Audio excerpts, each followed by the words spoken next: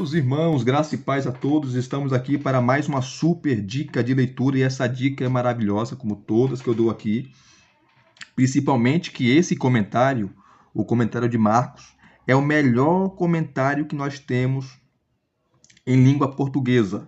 É o melhor comentário de Marcos que nós temos em língua portuguesa. Isso é uma série de comentários sobre os evangelhos, os 4 evangelhos, 2 de D.A. Carson, que é Mateus e João, e 2 de James Edwards. James Edwards. Eu comprei só os... Na verdade, eu ganhei de presente, né? Esse de Marcos, esse comentário de Marcos aqui, e o comentário de Lucas. E o irmão que me deu falou: escolhe. Escolhi os dois, porque apesar de D.A. Carson ser um monstro, também sagrado, extraordinário, um grande exegeta, um dos maiores teólogos do mundo, ele, na minha opinião, ele enrola demais. Né? Nos comentários dele, ele enrola demais, ele deveria ser mais objetivo. Tá? Isso eu não estou desmerecendo a obra do D.A. Carson. Eu prefiro mais do James Edwards, porque ele, né, assim como D.A. Carson, né, ele é exegético, extrai do texto, né, a exegese dele é fantástica, conhece o grego como ninguém, então ele extrai ali do grego. A aplicação dele, a hermenêutica, é fora de série, né, qualquer um entende. Então ele é objetivo, né, ele é profundo, exegético, né, usando a aplicação hermenêutica de uma maneira extraordinária. E James Edwards, aqui, ó, vou mostrar aqui um pouquinho dele. Opa, balançou um pouquinho a câmera aqui. Ele é professor de Novo Testamento, professor de grego, né, também de exegese, hermenêutica. Tá aqui, ó. James Edwards é professor de teologia na Universidade de Westward, que fica em Spokane, em Washington. Autor do comentário de Lucas, essa série aqui. Então, ele comentou Lucas e comentou esse material aqui, o Evangelho de Marcos, tá? Que para mim é o melhor. Não tem outro em língua portuguesa melhor que esse comentário aqui. Não tem. E abrindo para vocês verem aqui, tá? Você vê, D.A. Carson fala desse cara. Meu Deus, D.A. Carson, Bruce Altic, e entre os grandes teólogos, fala desse camarada de uma maneira assim, muito respeitosa. Esse comentário, todo o comentário dele, desde o capítulo 1, é fantástico, usando o grego, que é a exegese. Não dá para fazer exegese sem usar o grego, né, em relação ao Novo Testamento, não dá. Então ele usa o grego como ninguém. Ele usa a exegese de uma maneira fantástica. E a hermenêutica, meu Deus do céu, aplicação fácil de se entender, não enrola, é objetivo em seus comentários. Aqui está o sumário, tá? Introdução, história da interpretação de Marcos, autoria e local da composição, data, contexto histórico, características literárias específicas, estilo, técnica de sanduíche, ironia. Aí vem Jesus no Evangelho de Marcos. A autoridade de Jesus, fantástica. O servo do Senhor, o Filho de Deus, temas característicos. Temas característicos no Evangelho de Marcos. O discipulado, a fé, os que pertencem ao grupo íntimo e os de fora, os gentios, a ordem para silenciar a jornada. São os temas característicos, né? Marcos escreveu para os romanos e ele mostra um Jesus trabalhador, Jesus rápido, tanto que você vê várias vezes, saiu dali e foi para outro lugar, e imediatamente saiu e foi. Mostra um Jesus rápido, trabalhador, ligeiro. Né? E aqui está, ele fala da estrutura da narrativa, tá? E aqui está o comentário de Marcos. Né? Ele divide, comenta capítulo por capítulo, versículo por versículo e as perícopes, né? Aqui, ó, O Evangelho aparece em pessoa, né? Capítulo 1, de 1 ao 13. E assim vai. Aqui tem os discursos, né? Que são muito bons. O motivo do segredo e a autoconsciência messiânica de Jesus. Capítulo 1, versículo 34. Né? Aí os problemas com as autoridades. Aí vem o discurso, outro discurso, o Filho do Homem, o Homem Divino. Que ele comenta o capítulo 2, versículo 12 e o capítulo 3, versículo 12. Tá? Aí ele vem trazendo os que pertencem ao grupo íntimo. Tá? Quem é este? Eu vou ler para você. Aqui é o relato que ele trata de Jesus quando acalma a tempestade. Eu vou ler para vocês aqui. Só o versículo 39, o comentário. Do versículo 39, quando ele vai usar duas palavras gregas ali em relação a acalmar e aquietar, né? Ou melhor, quando Jesus mandou acalmar o mar e repreender o vento, tá? As palavras que ele vai usar ali e você vai ver as aplicações que ele faz, tá? Que tal? Mero discipulado, tá? Todo o comentário de Marcos, de 1, como capítulo 1 ao capítulo 16, versículo por versículo, capítulo por capítulo, perícope por perícope. Ok? Vamos lá. Já mostrei para vocês o sumário, que são as abreviações. Deixa eu correr aqui para ganhar tempo, né? Que é a introdução. Mostrei lá para vocês no sumário, né? A história da interpretação de Marcos. E tem mais aqui, gente. Aqui, ó. As notas de rodapé são, meu Deus do céu, fantásticas, maravilhosas. Leiam as notas de rodapé também. Ele traz informações assim importantíssimas, tá? Aqui, ó. Introdução ainda aqui. Tal. Aqui, ó. Autoria e local da composição. Sempre aqui a nota de rodapé. Tá? Vai trazendo.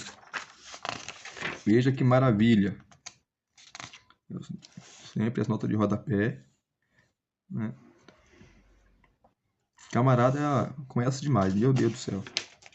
A data. Tá? Embaixo, nota de rodapé. E assim sucessivamente. E assim todo o comentário. Tá? Deixa eu mostrar aqui para vocês. Ler só um comentário para vocês, que não dá para ler muita coisa, por causa do tempo. Não quero que o vídeo fique muito grande e maçante, tá? Cansativo. Aqui, ó, capítulo 5 do livro, e ele vai comentar o capítulo 4 do Evangelho. Tá? Do 35 ao capítulo 6, de 6, parte A.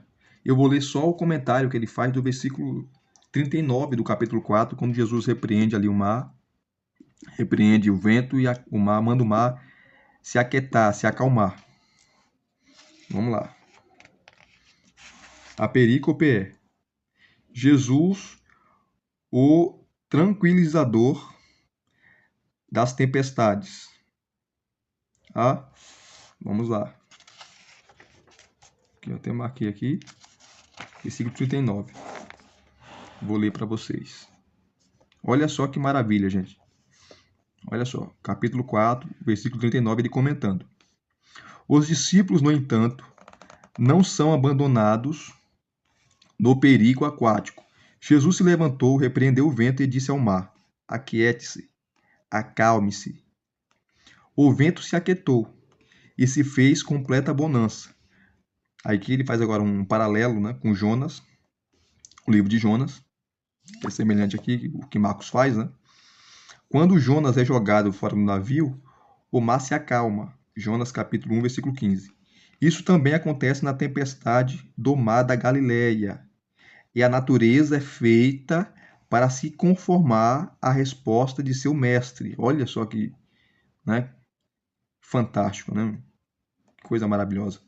A mudança agradável não é efetuada pela oração nem pelo encantamento, mas pela palavra autoritativa de Jesus. Assim como Deus produziu ordem no caos no princípio, somente pela palavra. Então, Marcos está enfatizando. A divindade de Jesus está dizendo que ele é Deus. Só pelo poder da palavra, ele estava dormindo, ele acorda, repreende o vento e manda o mar se aquietar. Ele traz ordem a um caos. A descrição de Marcos do acalmar da tempestade excede a inclinação hebraica de personalizar a natureza. Aqui está Salmo 104, os versos 3 a 6. Em particular, a linguagem do versículo 39 é, a rigor, apropriada para a linguagem usada, olha só, para a expulsão de demônio e exorcismo. O vento é repreendido. Em outras palavras aqui, ó, ou censurado. Em Marcos, aqui ele começa a arrebentar. Em Marcos, o termo grego epítima foi usado 2 vezes antes na repreensão dos espíritos malignos de demônio. Esse mesmo verbo aqui, ó, essa mesma palavrinha. Marcos capítulo 1, versículo 25 e o capítulo 3, versículo 12. A palavra não é usada em exorcismos helenistas, dos gregos, cultura grega.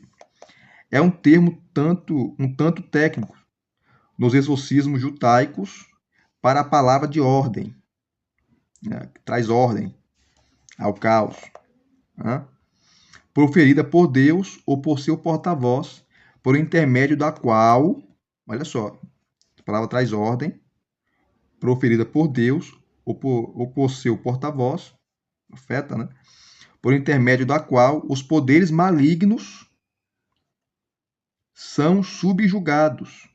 E com isso, o caminho é preparado para o estabelecimento do governo justo de Deus no mundo. Olha só. Essa palavra grega aqui, ó, traz ordem. Então, Jesus trouxe ordem ao caos ali que estava causando aquela tempestade. Mostrando que ele é Deus, somente usando o poder da palavra. Assim como Deus usou lá o poder da palavra para criar o mundo em Gênesis capítulo 1. Coisa maravilhosa, né? Continuando. Jesus dá ordem ao mar. Vou mostrar para vocês. Jesus dá ordem ao mar. Aquiete-se, acalme-se, e este se aquietou. Versículo 41. A palavra grega para aquiete-se é pepimosso, que traz o sentido de amordaçar, né? De fechar a boca, de amarrar. Esse é o sentido de pepimosso. Essa ordem, olha só o que ele vai falar aqui. Essa ordem ocorre na segunda pessoa do singular, como se Jesus estivesse se dirigindo a um ser pessoal. Meu Deus do céu. Nesse caso, ao Satanás, ao demônio, a seres malignos ali. Então Jesus estava se dirigindo ali, quando ele mandou o mar se aquietar, se acalmar. Essa palavrinha pepimosso traz o sentido de amordaçar, de amarrar, de fechar a boca, de calar a boca, tá? E está ali, tem um sentido que traz a ideia, segunda pessoa do singular, como se Jesus estivesse se dirigindo a um ser pessoal, repreendendo o ser pessoal, mandando calar a boca, ele amordaçou Satanás ali. Aí continua. A forma comum do imperativo passivo perfeito indica que a condição deve persistir, ou seja, aquietar-se e permanecer aquietado. Fique calado aí, fique quieto, não se mexa, não se mova, só pelo poder da palavra. Então, traz a ideia de continuidade.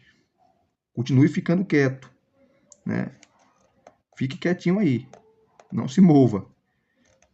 Meu Deus do céu, só pelo poder da palavra. Olha só, ele trazendo a etimologia, a exegese também, e fazendo a aplicação dessa palavra aqui, ó, pepimosso.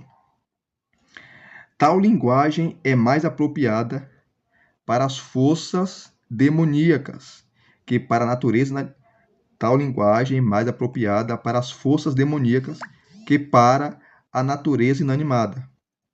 Capítulo 1, versículo 25. Marcos aqui, tá, o texto.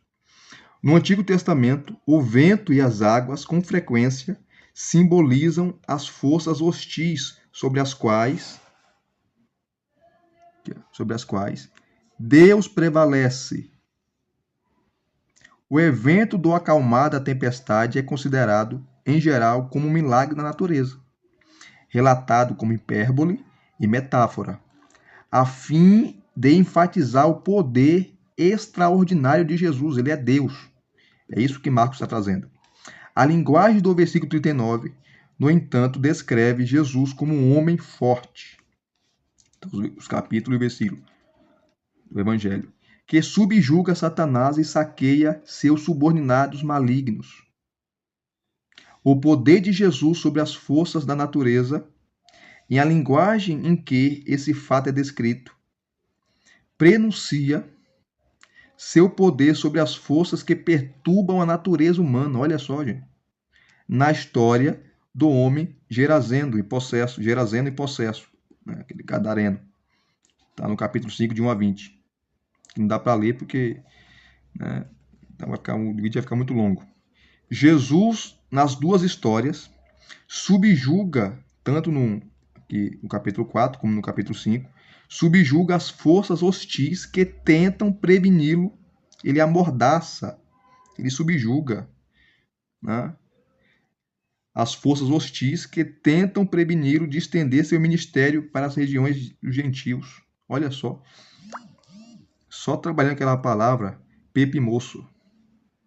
A descrição do acalmar da tempestade, na linguagem usada para expulsar demônios, tem a intenção não só de demonstrar que Jesus possui poder sobre a natureza, bem como sobre as doenças e possessão demoníaca.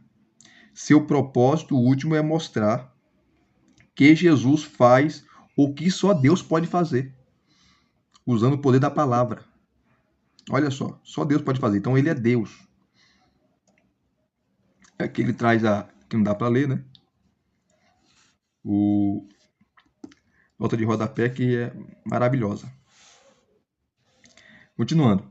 A narrativa de Marcos convida a comparação com Salmos 107, os versos 23 a 32. E também com Jonas, capítulo 1. Salmo 107 fala de Deus provocando um vendaval no mar que faz os marinheiros morrerem de medo.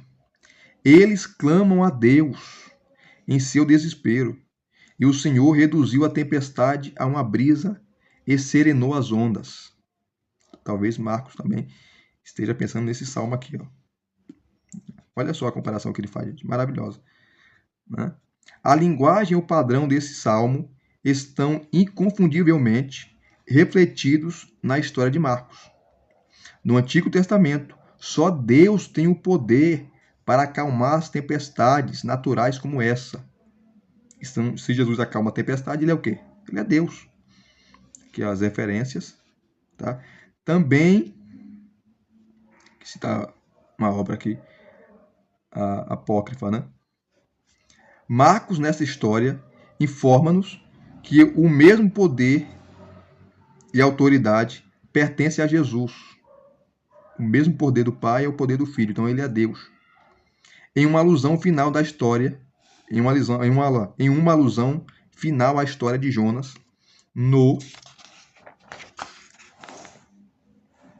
versículo 41, Marcos diz que os discípulos estavam aterrorizados no episódio do acalmar a tempestade.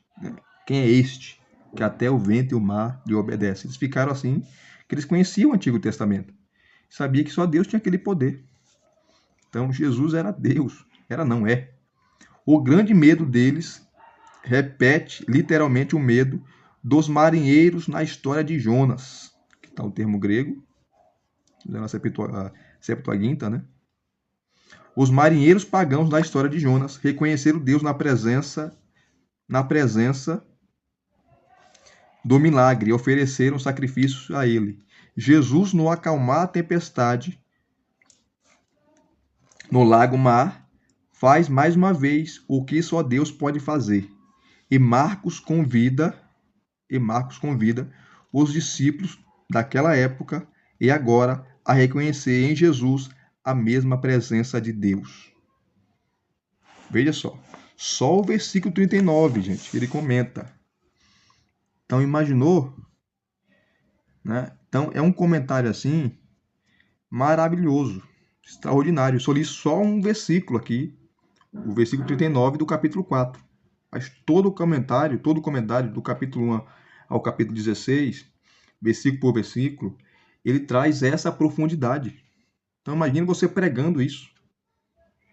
A riqueza de detalhes, né? Trazendo no original a exegese e fazendo a aplicação, usando uma hermenêutica responsável e saudável, salutar ao texto bíblico. Então você viu que é uma obra de peso. Por isso que essa é a melhor obra de Marcos que nós temos. E se vocês gostaram de mais um vídeo, desculpe aqui pelo tempo, né? 21 minutos, mas foi necessário. Né? Se vocês gostaram de mais uma obra aqui no canal, deixe aqui os seus comentários, gente. Não esqueça de comentar. Deixe o seu like também, tá? Não esqueça do like, que é importante. Se inscreva no canal se você não é inscrito também, por gentileza, divulgue esse canal para os seus amigos, colegas, para aqueles que gostam de uma boa teologia, de obras teológicas, de obras acadêmicas, ok? Muito obrigado mais uma vez. Até os próximos vídeos.